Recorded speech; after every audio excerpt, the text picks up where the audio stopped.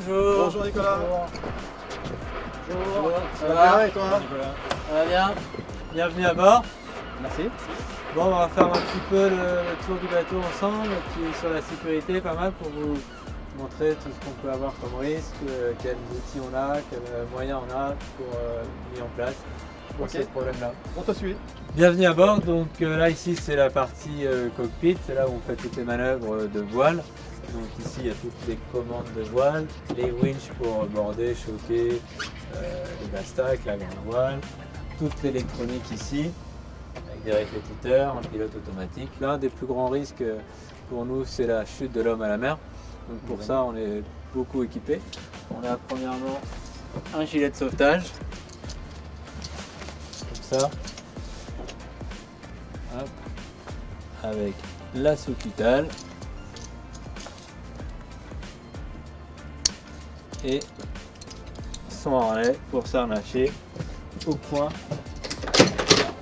Donc avec ça, ça nous évite déjà de tomber à l'eau. Donc là, c'est la bonbonne de gaz avec son capteur hydrostatique. Donc là, quand ça tombe dans l'eau, ça se déclenche. Si c'est humide, ça ne se déclenche pas. Ensuite, on a la balise AIS. Ça, c'est la balise qui permet aux autres bateaux à côté de nous retrouver si on est tombé dans l'eau. Elle se déclenche automatiquement dès que le gilet se gonfle. Là, pareil, une balise, mais là une balise GPS et satellitaire qui permet à la Terre de savoir qu'on est tombé dans l'eau. Ça ne permet pas aux autres bateaux de nous repérer parce que les bateaux ne sont pas équipés du système de réception de ça. C'est satellitaire, donc c'est la Terre va savoir, le cross-counsel, l'organisation de la course va savoir qu'il y a quelqu'un qui est tombé dans l'eau. Un sifflet pour vraiment l'arrivée, quand la personne vient nous chercher, ben, ça permet de repérer. Et une lumière qui s'allume automatiquement dès qu'elle tombe dans l'eau. Donc ça, c'est vraiment l'équipement qu'on a tout le temps avec nous, sur nous. Donc ensuite, il y a, quand la personne tombe à l'eau, il faut vraiment essayer de lancer le maximum d'objets flottants qui vont pouvoir nous aider à la récupérer. Donc là, on a tout un système gonflant qu'on va jeter à l'eau, ces deux choses-là. Ça va être une grande balise, une grande perche avec une lumière et un système de positionnement. Ça va être quelque chose qui va l'aider à la flottabilité. Quand la personne est proche ou en vue et qu'on veut la récupérer, on ne peut pas s'approcher trop près pour ne pas l'assommer, tout ça. Donc là, on a ce système-là qu'on peut lancer et qui peut s'attraper, et ça, c'est attaché au bateau. Si vraiment on a toujours perdu, on a encore une troisième solution. Et là, c'est quelque chose qui vient entourer, on va faire une manœuvre, faire le tour de la personne, ça va rester où on l'a mis, et on va récupérer la personne, et au bout de ça, il y a comme un fer à cheval. Et comme ça, on peut remonter la personne avec un winch et tout ça. Et là, on a un radeau de survie. Donc ça, c'est un radeau de survie de moins de 24 heures et qui vient de compléter par ce qu'on appelle un grab bag qu'on verra tout à l'heure.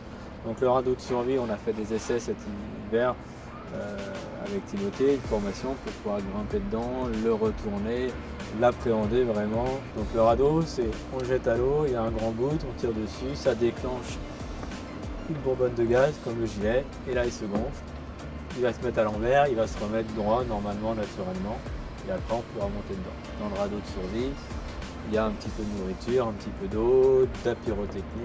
Je vous invite à l'intérieur pour aller vérifier le grab bag et la sécurité incendie aussi, qui est un des gros risques à bord du bateau. On est parti.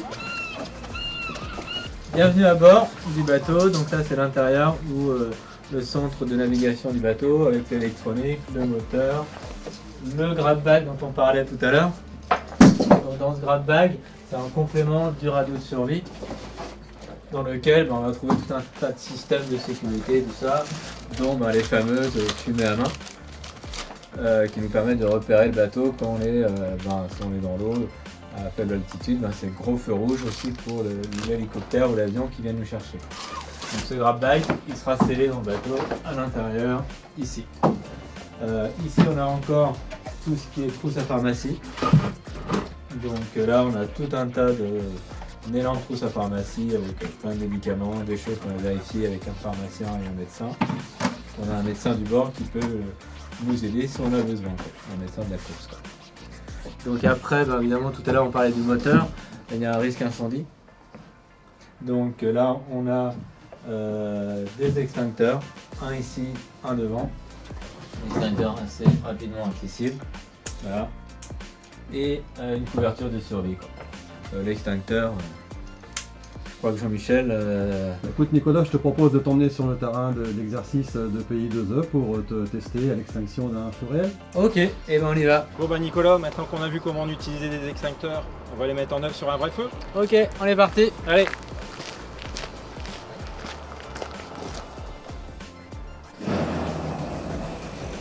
Le feu est là Nicolas, l'extincteur, à toi d'aller l'éteindre.